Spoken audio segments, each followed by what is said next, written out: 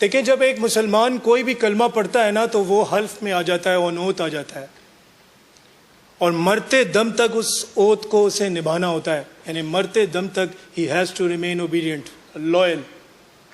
ٹھیک اسی طرح جب ایک صحافی صحافت میں قدم رکھتا ہے تو وہ حلف میں آ جاتا ہے، اونوت آ جاتا ہے، اور جب تک وہ اس جرنلزم سے، صحافت سے وابستہ رہتا ہے، وہ صحافت کی روح کو نبھاتا ہے۔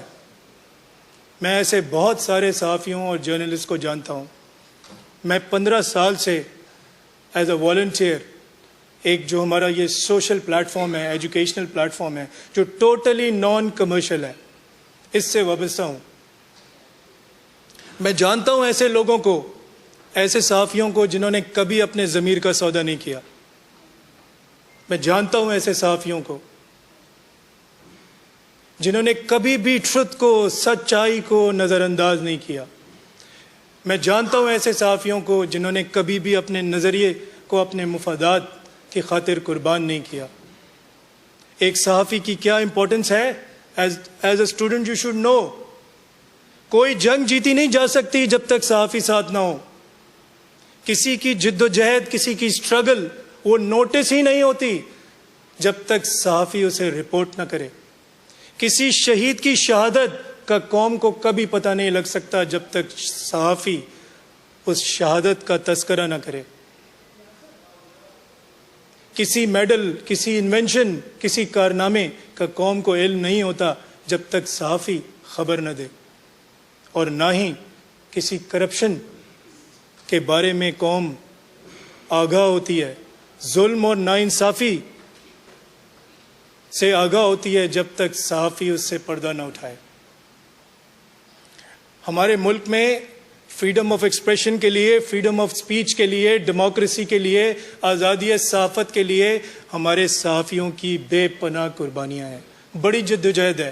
انہوں نے مارے کھائی ہیں، زخمی ہوئے ہیں، شہید ہوئے ہیں، جیل کاٹی ہے۔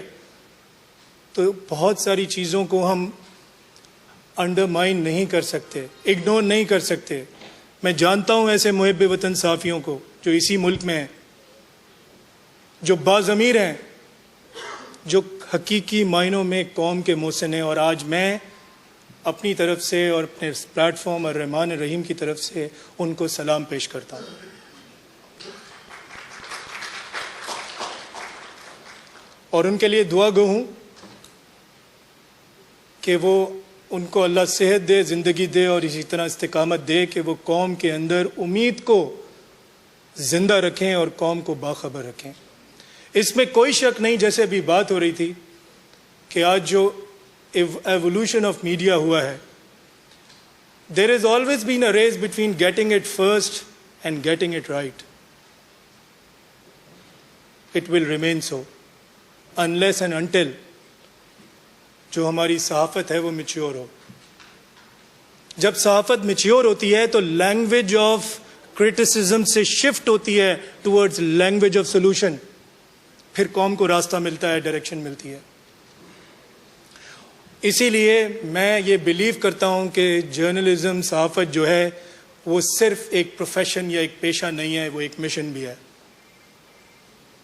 اگر یہ صرف ایک پروفیشن، ایک پیشہ بن جائے اور مشن مائنس ہو جائے تو پھر سچائی کو چھپا کر صحافت کمرشل ہو جاتی ہے، بکتی ہے، پھر کوئی اور راستہ دکھاتی ہے جو قوم اور ملک کے لیے تباہی اور بربادی کا ہوتا ہے۔ آج ہمارے ملک میں جتنی فیلڈز ہیں، جتنے پروفیشنز ہیں، ان میں خرابیاں ہیں، بگاڑ ہے، کمزوریاں ہیں، but we have to understand we are human beings. ہر انسان اچھائی برائی کے ساتھ پیدا ہوتا ہے، اس کو جیسا ماحول، تربیت، حالات ملتے ہیں، موقع ملتا ہے، وہ اس طرح گروم ہوتا ہے۔ ہم نے نو ڈاؤٹ ہمارے اس صحافت کے اندر بھی بہت پرابلمز ہیں، بہت بگاڑ ہے، بڑے مسائل ہیں، لیکن آج جو پاکستان کے حالات ہیں، آج جو وقت کا تقاضا ہے، آج ہمیں تمام صحافیوں کی کنٹریبیوشن کی ضرورت ہے, ایک فوکس پہ آنے کی ضرورت ہے, کیونکہ Pakistan needs you, Pakistan needs them. اور اگر آج اسپیشلی جو ہمارے صحافی ہیں, میں اس لیے انہیں بار بار کہہ رہا ہوں, کیونکہ مائنڈ میکنگ کرنا, اوپینین میکنگ کرنا, ذہن سازی کرنا, اویئر کرنا, ایجوکیٹ کرنا, ویک اپ کرنا, یہ ایک صحافی کا کام ہے, رہا ہے, رہے گا. میں اس وقت without going into this debate کے آبجیکٹو جرنلزم اور ایڈوکیٹو جرنلزم کے اندر جائے بغیر ایک چیز ضرور کہنا چاہوں گا کہ اگر ضمیر کی آواز سنیں تو کبھی فیصلہ غلط نہیں ہوتا. یہ کہنا کہ میں غیر جانبدار رہوں یہ جانتے ہوئے بھی کہ آپ حق پر ہیں, تو یہ ناانصافی ہے. میں کیسے غیر جانبدار رہ سکتا ہوں؟ مجھے جانبداری حق پر دکھانی ہے, حق کے لیے دکھانی ہے, حق کے لیے, سچ کے لیے سچی گواہی دینی ہے, ایز اے قوم دینی ہے, چاہے وہ حق ہمارے خلاف ہو یا ہمارے دشمن کے حق میں جائے یا اس کے حق میں جائے جو ہمیں ناپسند ہے, ہمیں سچی گواہی دینی ہے. قرآن میں سورہ توبہ ہے, اس کی 119 ایک آیت ہے جس میں اللہ تعالیٰ ایک بڑا زبردست میسج دے رہے ہیں. یا ایھا الذین آمنوا, او دوز ہو بلیو, آمنوا اتقوا اللہ, بی کانشیس آف اللہ, وکونوا مع الصادقین, اور سچے لوگوں کے ساتھ کھڑے ہو جاؤ. آج میرا یہ ایمان ہے کہ ہمارے پاکستان کے صحافی آج حق اور سچ کے ساتھ مل کر کھڑے ہو جائیں تو میں آپ کو یہ یقین دلاتا ہوں کہ ہماری یہی قوم آپ کے ساتھ حق اور سچ کے لیے کھڑی ہو جائے گی. جس چینج کو ہم پاکستان میں دیکھنا چاہتے ہیں, جس کی بڑی باتیں ہوتی ہیں, جس انقلاب کی بات ہوتی ہے, انقلاب تو اس دل کی حالت کو بدلنے کا نام ہے.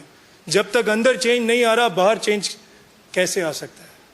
کوئی کہتا ہے اوپر سے چینج آئے گا, کوئی کہتا ہے نیچے سے آئے گا, کوئی کہتا ہے اس طرح آئے گا. جب تک ہم اپنے آپ کو ایجوکیٹ نہیں کریں گے, اویئر نہیں کریں گے, رسپانسبلٹی نہیں لیں گے کہ یہ ہمارا ملک ہے.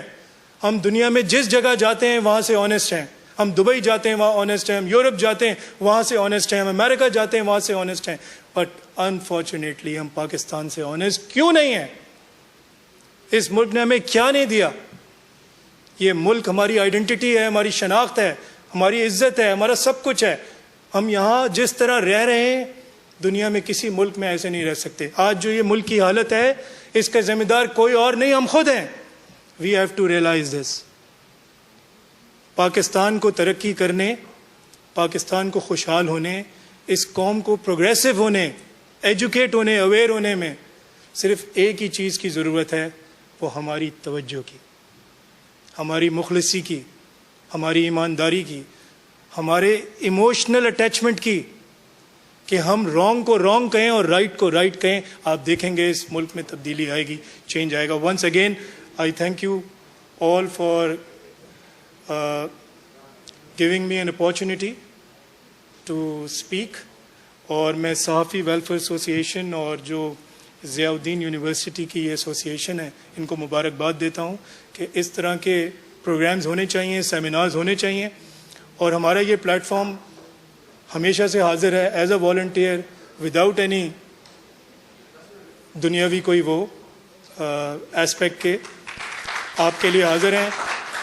آئی فیل کہ ایک کنٹریبیوٹر کی بہت ضرورت ہے.